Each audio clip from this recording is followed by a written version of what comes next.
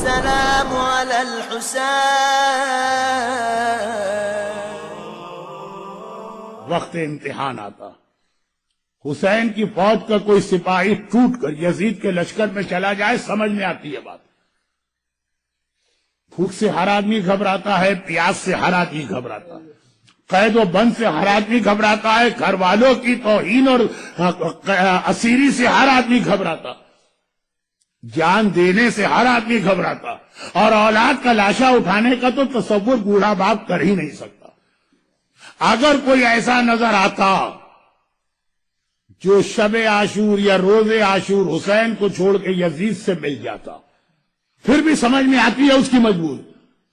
لیکن ذرا حر کو دیکھیں، کتنی بڑی اصل قربانی یہ ہے. تیر و تلوار اتنا بڑا مسئلہ نہیں ہے، دنیا کی ہر دولت اس کے پاس ہے، اور کربلا سے جائے گا تو مالا مال کر دیا جائے گا. جب عمر سعد عاشور کے دن پہلا تیر چلا کے کہہ رہا، اے میرے فوج والوں، یزید کے سامنے گواہی دینا، پہلا تیر میں نے چلایا، تو ہر تو عمر سعد سے بھی زیادہ یہ دعویٰ کرنے کا حق رکھتا. حسین تو کربلا لے کر ہی میں آیا ہوں، میں نہ ہوتا تو حسین پتہ نہیں کہاں سے کہاں چلے جاتے. ابن زیاد یا یزید کا لشکر ان کو ڈھونڈ میں لے کر آیا. اتنا انعام مل سکتا. فوج کا سردار ہے، کوفے کے با اثر خاندانوں میں شامل ہے، دنیا کی ہر دولت اس کے پاس، سب کو ٹھکرا رہا. یہاں کھانے اور پانی کی ہر نعمت موجود ہے، وہاں جا کے فاقے کرنا. نعمتوں کو چھوڑ کے فاقے کرنے جا رہا ہے، ایسے بہت کم ملے. اتنے بڑے عہدے پر فائز ہے، عہدہ چھوڑ کر قید ہونے یا شہید ہونے جا رہا. یہ ہے وہ جہاد بالنفس جو امام خمینی کی 40 حدیث کی پہلی حدیث. تیر و تلوار کا سامنا کرنا آسان ہے، وہ چھوٹا جہاد ہوتا. ان ترغیبات دنیا، یہ جو دنیا کی کشش ہوتی ہے، الناس عبید الدنیا، حر نے بتایا نہیں، تبھی آقا نے کہا تھا انت حر فی الدنیا والآخرہ. اے حر، تیری ماں نے تیرا نام صحیح رکھا، حر کے معنی آزاد. حر کا اپوزٹ ہے عبد، غلام. آقا نے کہا لوگ دنیا کے غلام ہیں، حر نے بتایا میں نہیں ہوں ان میں، میں دنیا کو ٹھکرا کے حسین کی جانب آ رہا ہوں. حر سائلنٹ میجورٹی میں بھی جا سکتا، کوئی ایکٹیو پارٹیسپیشن بھی نہ کرتا، یا لشکر یزید میں بھی رہتا نہیں. اتنی بڑی قربانی حر نے دی کہ آغا حکیم جیسا مرجع جو معرفت رکھتا ہے، جسم کانپ رہا ہے، 90 سال کی عمر ہے، جسم بہت کمزور ہے، کھڑے ہونے کی طاقت نہیں، حر کا احترام اس عظیم مرجع کو کھڑا کر رہا. حر کی عظمت کو پہچانی. اور حر کربلا کے میدان میں ہمیں 2 بڑے پیغام دلوا رہا. پہلا پیغام یہ ہے کہ حسین کی مجلس میں آنے والا کوئی شخص کبھی مایوس نہ ہو. دنیا کا سب سے بڑا گناہگار ایک بار اگر توبہ کر کے حسین کے دروازے پہ آ جائے، اس کا ہر گناہ معاف، چاہے زندگی میں ہم نے کتنے ہی برے کام اور گناہ کیے، اور قیامت تک کے لیے امید کی ایک مشعل، یا امید کی ایک کرن، یا امید کی ایک شمع. ہم نے تو عام زندگی کے اندر گناہ کیے ہوں گے، اور تو وہ ہے جس نے سب سے پہلے زینب کبریٰ کو رلایا. یہی تو جملہ ہے نا کہ ایک قافلہ، مسافروں کا قافلہ ہے، وہ شہر کوفہ کی جانب جا رہا ہے، اس کو بیچ میں روکا جاتا، اور روکا بھی اس طرح جاتا ہے فرزند رسول، اب آپ یہاں سے اپنی مرضی سے آگے نہیں جائیں.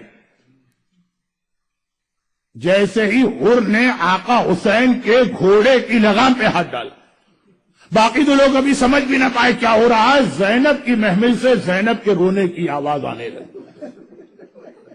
زینب عالمہ غیر معلمہ، زینب کو کربلا کے واقعے کی ساری تفصیلات بچپن میں بتا دی گئی ہیں.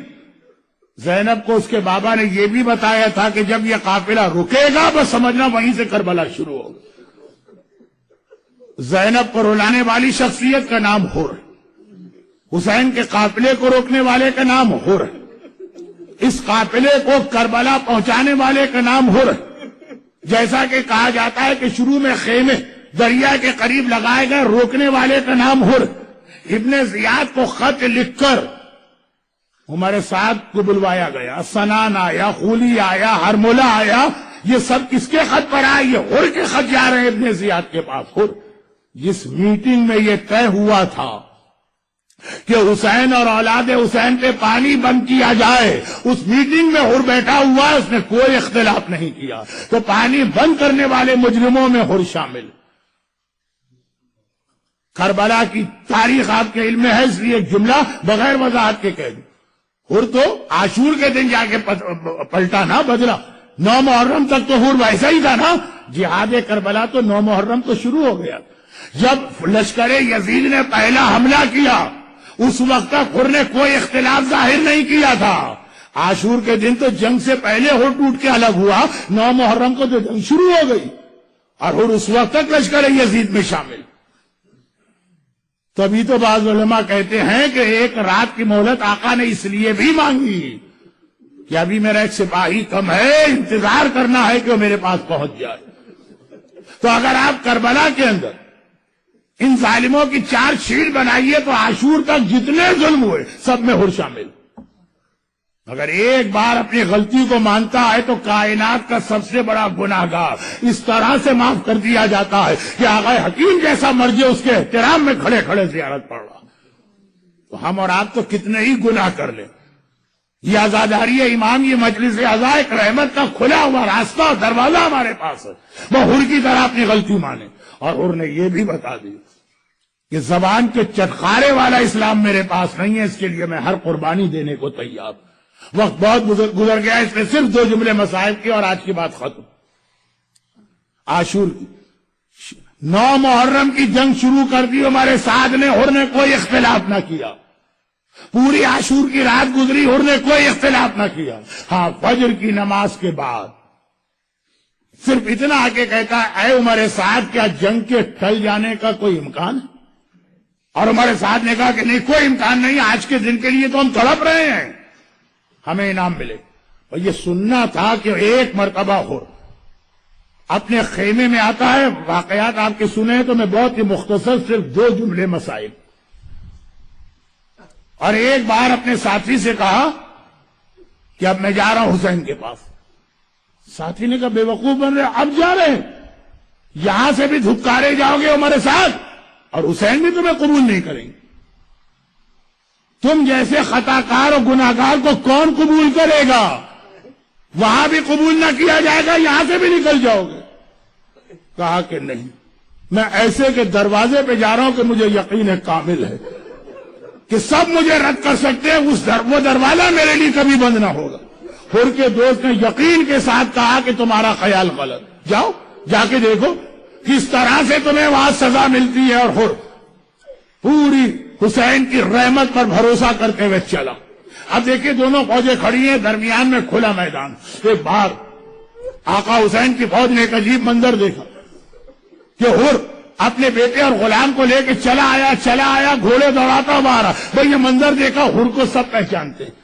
ایک بار حبیب ابن مظاہر نے آواز دی، آیا صاحب امام، بنی ہاشم کے شہزادوں کو اپنے گھیرے میں لے لو، ایسا نہ ہو کہ آنے والا اچانک حملہ کر دے، ہم زندہ رہیں اور ان کو کوئی نقصان پہنچ جائے۔ اور عباس علمدار نے آواز دی، اے جوانان بنی ہاشم، آقا حسین کو اپنے گھیرے میں لے لو، ایسا نہ ہو کہ آنے والا کوئی نقصان پہنچائے۔ اے حبیب ابن مظاہر، کتنا خیال ہے تمہیں بنی ہاشم کے شہزادوں کا، مگر تھوڑی دیر گزرے گی، کسی کے کلیجے میں برچھی کا پھل اترے گا، کسی کا بدن گھول اور تلے ٹکڑے ٹکڑے ہوگا، کسی کے گلے میں 3 بھال کا تیر بے وست ہوگا۔ اور اے بنی ہاشم کے شہزادوں، کتنا خیال ہے آقا حسین کا، اور تھوڑی دیر گزرے گی، آقا تمہیں کو مخاطب کر کے کہیں گے، حل من ناصر ینصرنا، ارے ہے کوئی میری مدد کرنے والا جو مدد کو آئے۔ مگر ہر گھوڑا دوڑاتا دوڑاتا قریب نہ آیا، ایک ڈسٹنس پہ جا کے گھوڑا روکا، پہلے اپنی سواری سے اترا، اس کے بعد اور کچھ تو تھا نہیں، جیب سے رومال نکال کے اپنے ہاتھوں کو باندھا اور وہیں رک کے آواز دیتا ہے، اے رحمت للعالمین کے بیٹے، کیا کائنات کا سب سے بڑا گناہگار تیری بارگاہ میں آ سکتا؟ بھائی اتنا سننا ہے، حسین نے آواز دی عباس اپنی فوج کو روکو، حبیب ابن مظاہر اپنے ساتھیوں کو روکو، میرا مہمان آ رہا ہے، اپنے مہمان کے استقبال کے لیے میں جا رہا ہوں۔ آقا حسین کسی کو بھیجا نہیں کہ لے کر آؤ، آقا خود چلے ہر کے قریب پہنچے، اور ہر اتنا بے چین تھا کہ آقا کے گھوڑے سے اترنے کا انتظار بھی نہ کیا۔ حسین کا پاؤں اپنی رکاب گھوڑے کی رکاب میں ہے، وہیں پہ حسین کے پیر پہ اپنا سر رکھ دیا۔ اخطأت یبن رسول اللہ، فرزند رسول میں نے خطا کی، فرزند رسول میں نے گناہ کیا، تجھے تیری ماں فاطمہ زہرا کا واسطہ میری اس خطا اور گناہ کو معاف کر دے۔ حسین گھوڑے سے اتر کے ہر کو گلے سے لگاتے اور کہتے اے ہر یہ کیا کہہ رہا، انت اخی فی الدنیا والآخرہ، ارے تو میرا بھائی ہے، دنیا میں بھی میرا بھائی ہے، آخرت میں بھی میرا بھائی ہے۔ میرے ایک استاد ایک جملہ مصائب میں پڑھتے، یہ جملہ سنا، سارا لشکر حسین اپنی سواریوں سے اتر آیا، ارے حسین کا بھائی زمین پہ پیدل کھڑا ہو اور ہم سواری پہ بیٹھے رہے، بڑا شاندار استقبال ہوا۔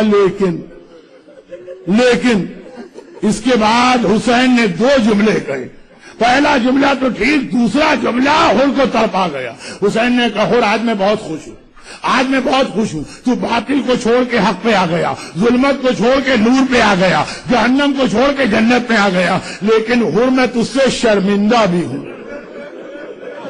ارے میرا آقا ہر سے کہہ رہا میں تجھ سے شرمندہ بھی ہوں۔ اور شرمندہ کس بات پر؟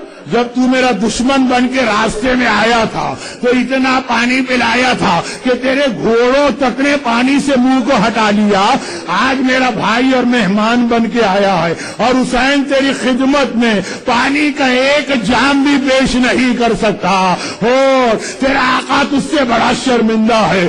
مگر یہ جملہ ان کو تڑپا گیا، گھبرا کے کہا آقا وہی گناہ تو معاف کرانے آیا ہوں، آقا میں خود بھی مقتل میں جانا چاہتا ہوں، لیکن میرا دل چاہتا ہے پہلے میرے بیٹے کو جانے کی اجازت دیجیے۔ حسین نے کہا آج کا دن ایسا ہے، سب کو مرنا ہے، کوئی پہلے مرے گا کوئی بعد میں مرے گا، ورنہ میں کبھی تجھے اجازت نہ دیتا، جا میں نے تیری خواہش پوری کی۔ بس ارباب اذا ہر کا بیٹا چلنے لگا، باپ بوڑھے باپ نے کہا بیٹا ایسا جہاد کرنا کہ اپنے باپ کے گناہ کو معاف کرا دے۔ ہر کے بیٹے کا جہاد شروع ہوا، تھوڑی دیر گزری، ہر کا بیٹا گھوڑے سے زمین کربلا پہ گرا اور پلٹ کے آواز دی یا ابتا ادرکنی، بابا ذرا میری مدد کو آئیے۔ بس یہ جملہ سننا ہر تڑپ گیا، ہر بے چین ہو گیا، اپنی جگہ سے کھڑا ہو گیا۔ حسین نے کہا ہر کیا بات ہے؟ کہا آقا میرا جوان بیٹا مجھے پکار رہا ہے، بھائی اتنی اجازت دیجیے اپنے بیٹے کے قریب چلا جاؤں۔ حسین نے دو بڑے عجیب جملے کہے، پہلا جملہ یہ کہا اور تم زحمت نہ کرو، تم یہیں بیٹھو، تم میرے مہمان ہو، تمہارے بیٹے کو میں لے کے آؤں گا، اور دوسرا جملہ اسی پہ آج کے مصائب ختم۔ دوسرا جملہ ہو سنو، ایک بات یاد رکھو، تم بوڑھے باپ ہو، وہ جوان بیٹا ہے، بوڑھے باپ کبھی جوان بیٹے کے سراہنے نہیں جاتے ہیں، بوڑھے باپ جوان بیٹے کا لاشا نہیں اٹھاتے ہیں، تم بیٹھو لاشا اٹھا کے میں لاؤں گا۔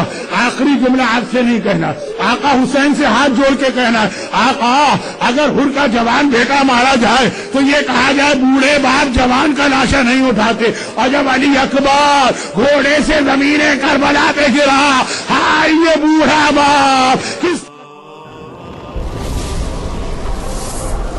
السلام على الحسين